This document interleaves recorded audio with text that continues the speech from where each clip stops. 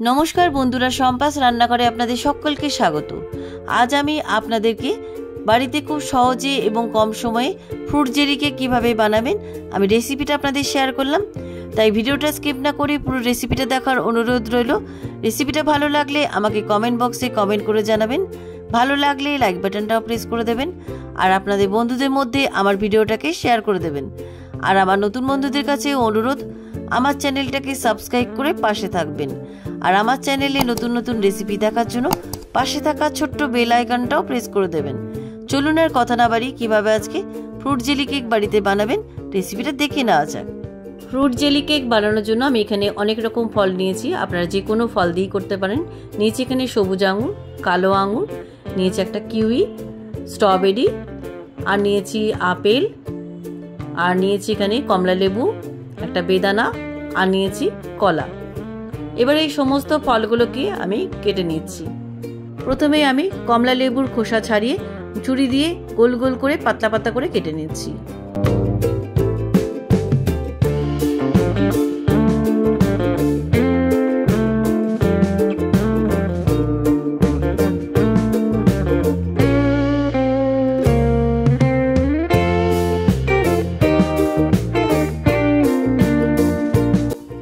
কমলা লেবুটাকে slice করে কাটা হয়ে গেছে। এবার কমলা লেবুর কয়েকটা স্লাইস আমি ছোট ছোট করে কেটে রাখছি।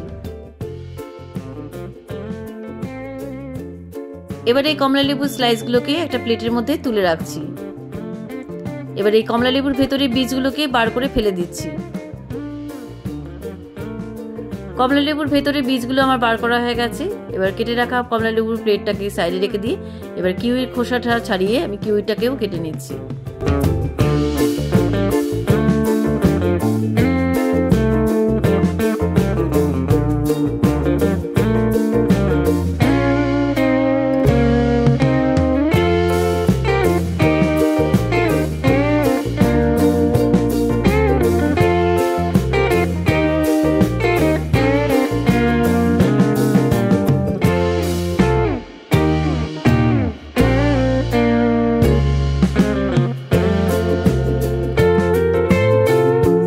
খোসা ছাড়িয়ে কিউটাকে পাতলা পাতলা করে কেটে নিয়েছি। এবার প্লেটের মধ্যে তুলে রাখছি।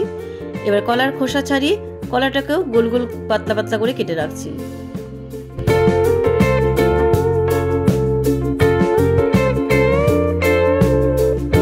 কলাটাও আমার গোল গোল করে কাটা হয়ে গেছে। এবার প্লেটের মধ্যে তুলে রাখছি। এবার আমি আপেলটা কেটে নিচ্ছি। আপেলের পুরোটা নিচ্ছি না, অর্ধেকটা আপেল আমি ছোট ছোট করে কেটে রাখছি।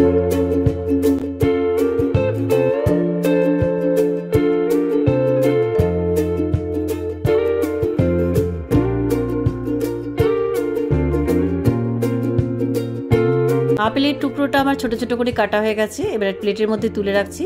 এবার সবুজ আঙুরগুলো আমি ছোট ছোট করে কেটে নিচ্ছি।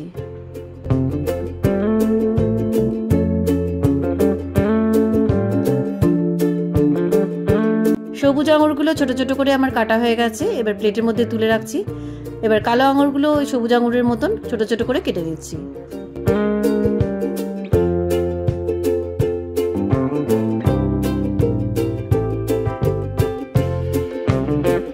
কালো আঙুরগুলো আমার ছোট ছোট করে কাটা হয়ে গেছে, প্লেটের মধ্যে তুলে রাখছি। এবার বেদানার দানাগুলোকেও ছাড়িয়ে নিচ্ছি।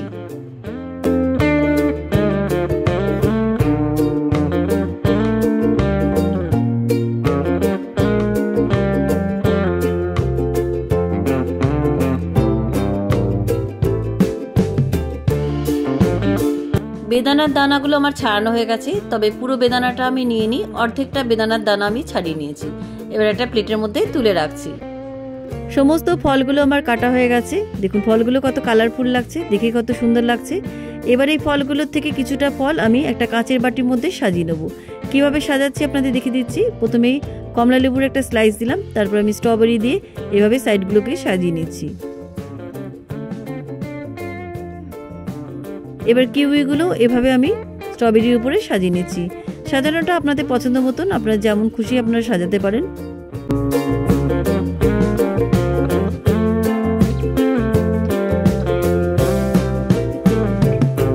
কাঁচের বাটির মধ্যে ফলগুলো আমার সাজানো হয়ে গেছে।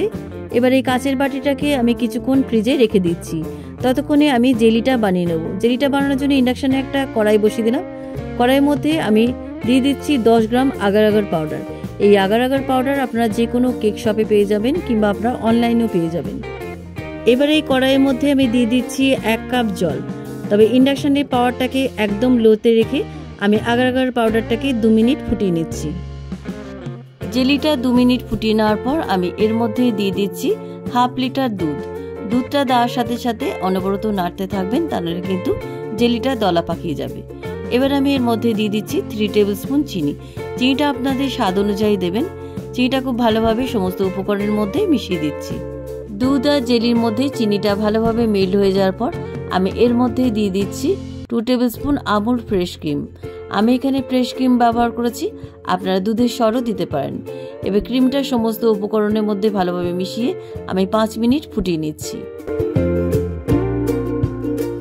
দুধ আর জেলির মিশ্রণটা মিনিট 5 ফুটিয়ে নেওয়ার পর আমি ইন্ডাকশন থেকে নামিয়ে নিচ্ছি। এদিকে ফ্রিজ থেকে ফলের বাটিটাও বার করে নিয়েছি। এবার এই ফলের বাটির মধ্যে আমি হাতায় করে অল্প অল্প করে দুধ আর জেলির মিশ্রণটা ঢেলে দিচ্ছি। একটু ঠান্ডা হওয়ার পর আমি এই মিশ্রণটা ঢালছি। খুব ঠান্ডা করে কিন্তু এই মিশ্রণটা ঢালবেন না, তা নাহলে কিন্তু জমাট বেঁধে যাবে। ফলের বাটির মধ্যে দুধ আর জেলির মিশ্রণ কয়েক হাতা ঢালার পর আমি একটা বাটির মধ্যে অল্প একটু দুধ আর জেলির মিশ্রণ তুলে রেখেছি, তার মধ্যে আমি কাটা ফলগুলো ভালো করে মিশিয়ে নিচ্ছি। দুধ আর জেলির মিশ্রণের মধ্যে কাটা ফলগুলো ভালোভাবে মিশিয়ে দেওয়ার পর আমি বাটির মধ্যে ঢেলে দিলাম। বাকি যে দুধ আর জেলি মিশ্রণটা ছিল আমি উপর থেকে এভাবে ছড়িয়ে দিলাম। এবার একটা স্প্যাচুলা দিয়ে আমি একটু সমান করে দিচ্ছি। এবার এই বাটিটা আমি আধ ঘন্টা নর্মাল ফ্রিজে রেখে দিচ্ছি। আধ ঘন্টা পরে বাটিটাকে ফ্রিজ থেকে বার করে নিয়ে এলাম। এবার একটা প্লেট চাপা দিয়ে আমি ফ্রুট জেলি কেকটাকে ডিমোল্ড করে নিচ্ছি। কেকটাকে আমি ডিমোল্ড করে নিলাম। দেখুন সামনে এনে দেখাচ্ছি ফ্রুট জেলি কেকটা কতটা সফট হয়েছে, দেখে কত সুন্দর লাগছে। এবারে কেকটাকে আমি কেটে আপনাদের দেখাচ্ছি ভেতরটাও কত সুন্দর হয়েছে। কেকের একটা সাইড থেকে আমি একটা টুকরো আপনাদের কেটে দেখাচ্ছি। দেখুন কেকের ভেতরটাও কিন্তু দারুণ সফট হয়েছে আর দেখতেও কত সুন্দর লাগছে। এরকম একটা হেলদি ফ্রুট জেলি কেক বাড়িতে বানিয়ে বাচ্চাদেরও দিতে পারেন, বাচ্চারাও কিন্তু খুব খুশি মনে খাবে।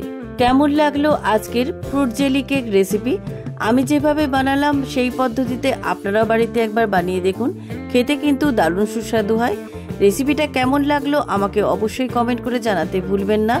ভালো লাগলে লাইক বাটনটাও প্রেস করে দেবেন আর আপনাদের বন্ধুদের মধ্যে আমার ভিডিওটাকে শেয়ার করে দেবেন। আর আমার নতুন বন্ধুদের কাছে অনুরোধ, আমার চ্যানেলটাকে সাবস্ক্রাইব করে পাশে থাকবেন। আর আমার চ্যানেলে নতুন নতুন রেসিপি দেখার জন্য পাশে থাকা ছোট্ট বেল আইকনটাও প্রেস করে দেবেন। আজ তাহলে চলি, আবার একটা নতুন দিনে নতুন রেসিপি নিয়ে আপনাদের কাছে চলে আসব।